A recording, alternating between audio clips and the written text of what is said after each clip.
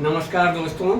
आज का टॉपिक है हमारा, क्या हमारे आसपास की वस्तु शुद्ध है, जो क्लास 9 से लिया गया है। और इस वीडियो में इस चैप्टर के बारे में हम पढ़ के क्या सब जानेंगे। पहला,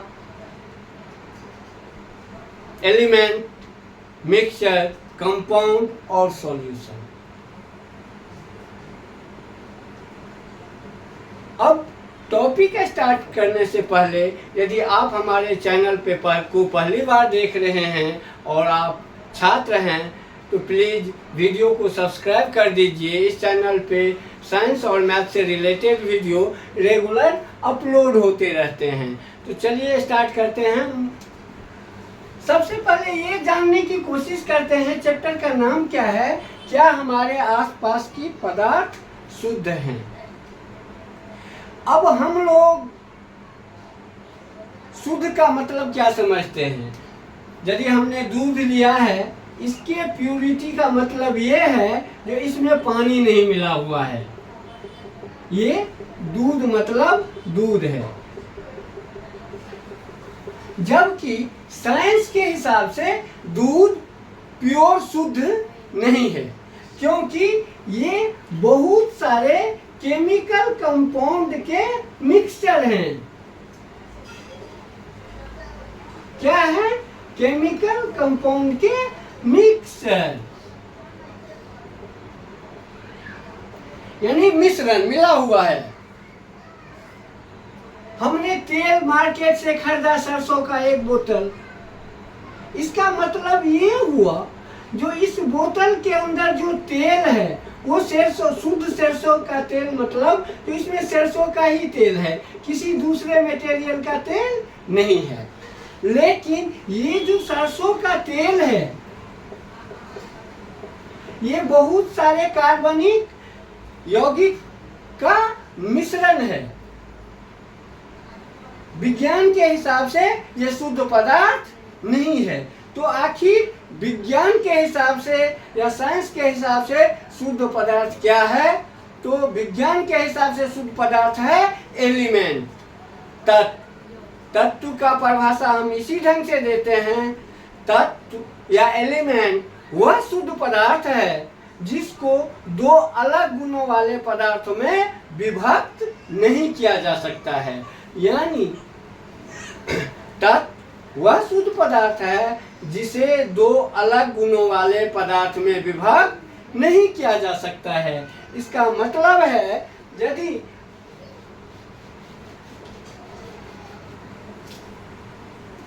तत्व या एलिमेंट,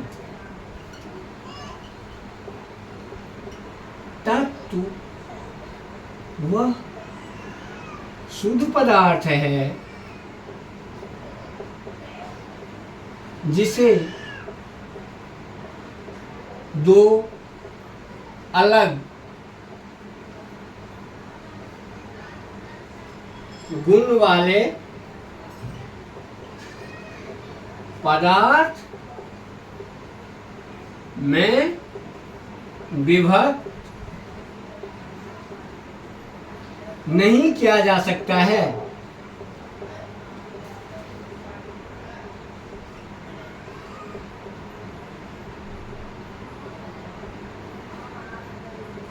इसका मतलब है यदि ये लोहे की छड़ है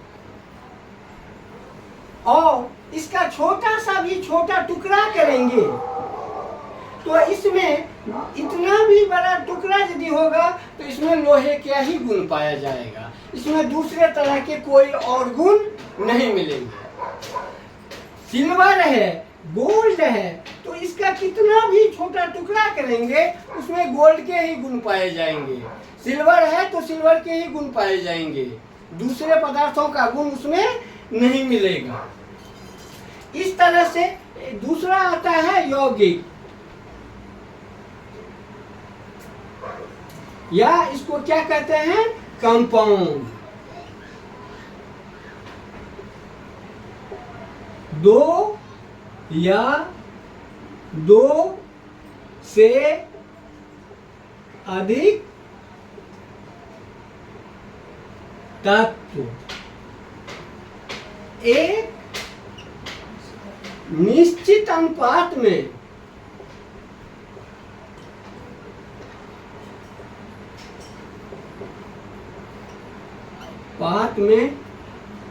रासायनिक अभिक्रिया कर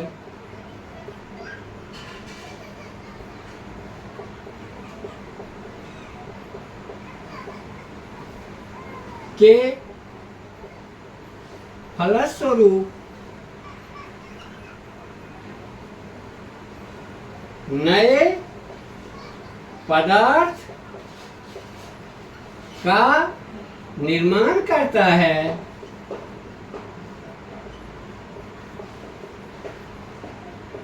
उसे उस पदार्थ को यौगिक कहते हैं।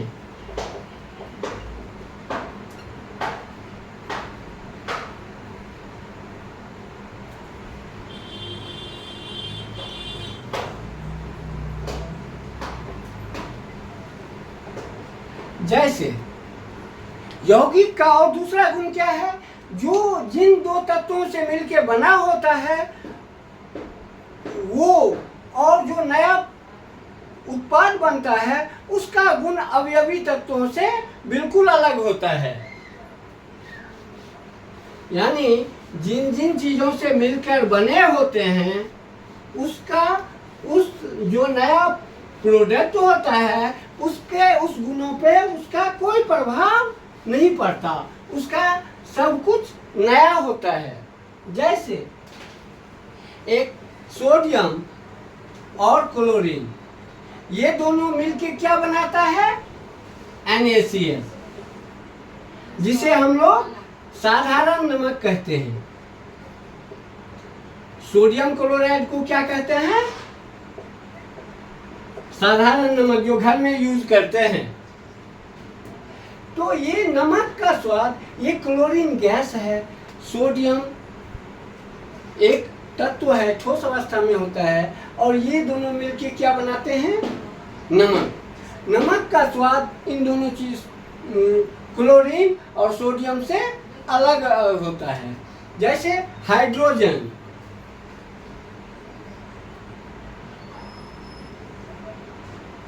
और O2, ये मिलकर क्या बनाता है? H2O।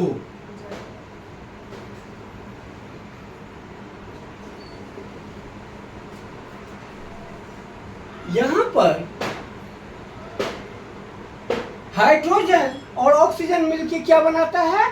पानी, जिसका स्वाद इन दोनों से अलग होता है। इस तरह से हम जान गए जो यौगिक जो बनता है उसमें नया पदार्थ बनता है। अब दो या दो से अधिक तत्व या यौगिक किसी भी अनुपात में मिला देते हैं, उससे जो प्रोडक्ट मिलता है उसको हम क्या कहते हैं? मिश्रण या मिक्सचर।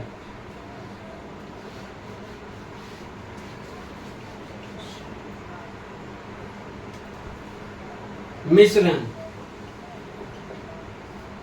या इसको क्या कहते हैं? मिक्सचर। दो या दो से अधिक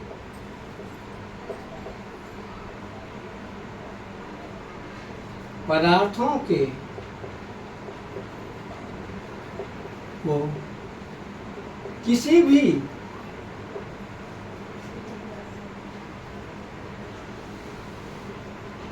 अनुपात में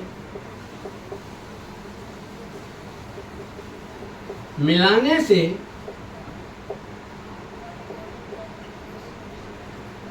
जो नया पदार्थ बनता है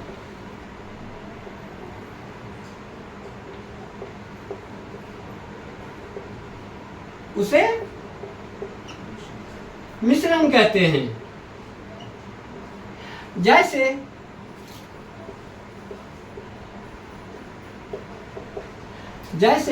एक गिलास पानी में ले लेते हैं और इसमें नमक मिलाते हैं, ये नमक पानी मिल गया। ये क्या बन गया? मिक्सचर। इसमें नींबू निचोड़ दिया, नींबू भी मिल गया, तो भी क्या कहलाएगा? मिक्सचर। इसमें और चीनी भी डाल देते हैं, वो भी मिल गया, तो भी ये क्या है? मिक्सचर। मिश्रण को हम गरम करके पानी जला देंगे, नमक चीनी इसके पेंदी में जमा रहेगा। इस ढंग से भी हम इसको अलग कर सकते हैं। अब नेक्स्ट टॉपिक देखते हैं हम, वो क्या है? मिश्रण 3 तरह के होते हैं, विलयन, निलंबन और कोलॉइड। अब सबसे पहले हम विलयन पढ़ते हैं। हाँ, सॉल्यूशन क्या है? 2 या 2 से अधिक पदार्थों के समांगी मिश्रण को विलयन कहते हैं।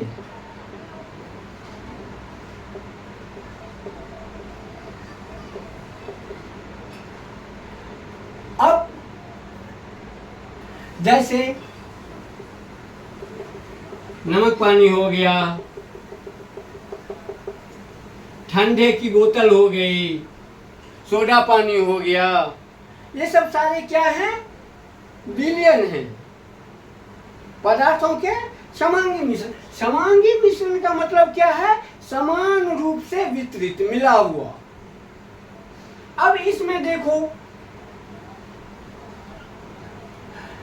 जिस चीजों की मात्रा अधिक होती है, जैसे पानी है, तो इसको, पानी को क्या कहते हैं? विलायक। और जिस चीज को कम मात्रा में हम इसमें मिलाते हैं, वो क्या होता है? विलेय। क्या?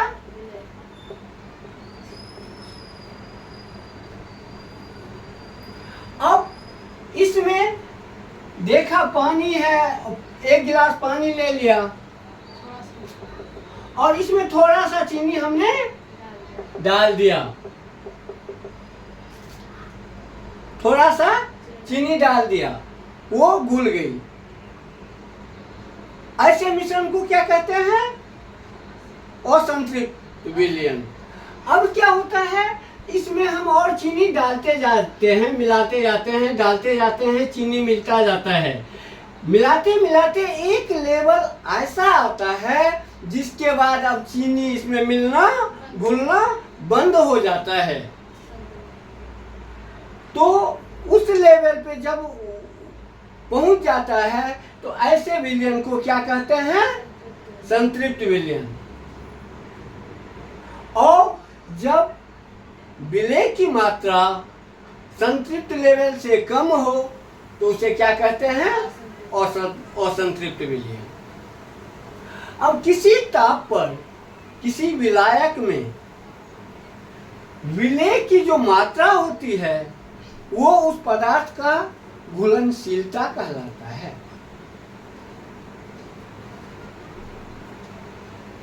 किसी निश्चित ताप पर किसी विलयन में विलेय की जो मात्रा घुलनशील होती है, उसे घुलनशीलता कहते हैं।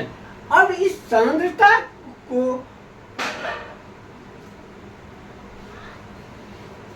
अब विलयन के प्रॉपर्टी, गुण। पहला, विलयन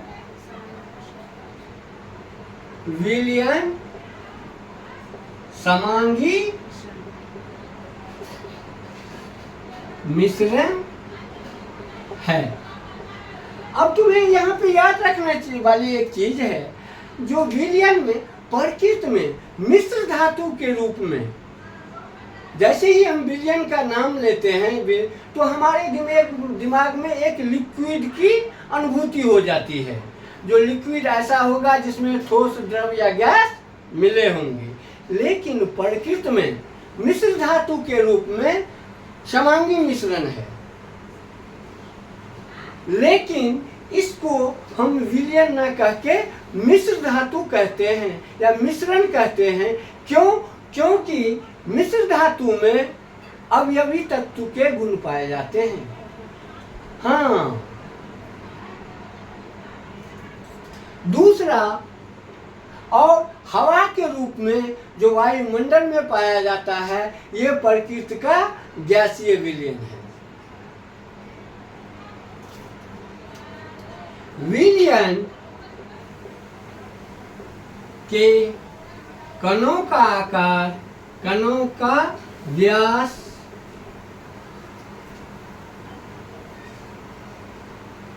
बहुत छोटा होता है, बहुत छोटा, 1 नैनोमीटर से भी कम होता है।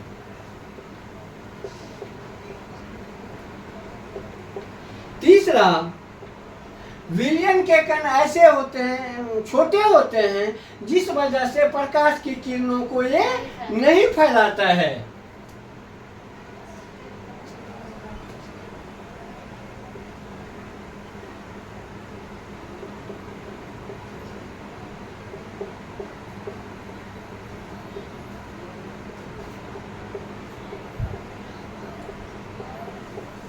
प्रकाश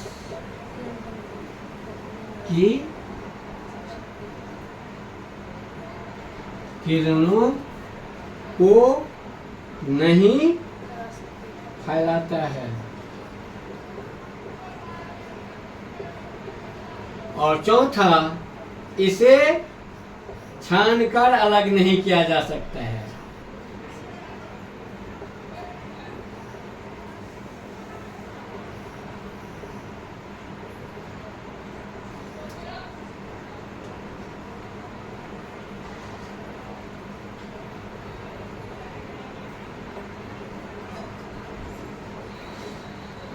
अब सांद्रता को निकालने के लिए हम प्रतिशत, द्रव्यमान, आयतन 3 ढंग से निकालते हैं।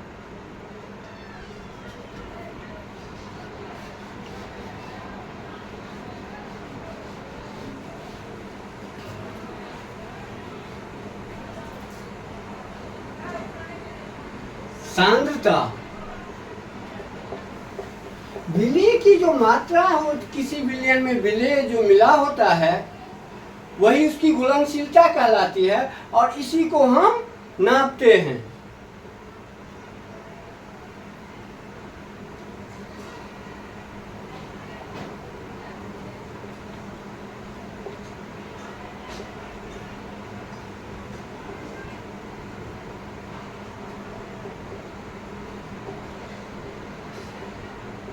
प्रतिशत क्या होता है? विलय की द्रव्यमान, क्या? विलय की द्रव्यमान बट्टा विलयन का द्रव्यमान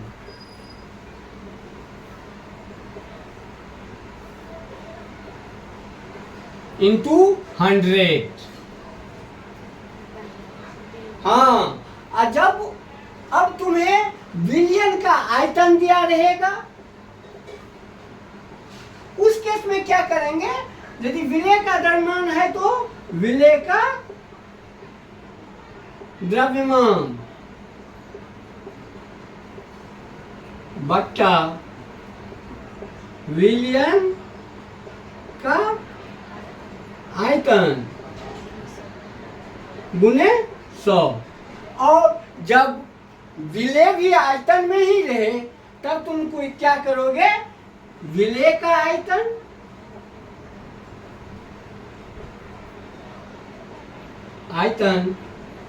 बट्टा विलयन का आयतन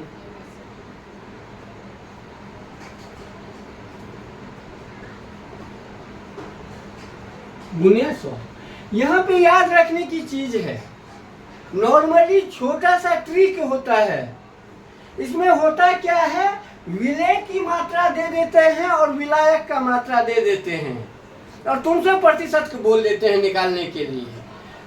सारा बच्चा हरीनेस में जल्दबाजी के कारण एक को ऊपर दूसरे को नीचे गुने 100 करके गलत करके आ जाता है।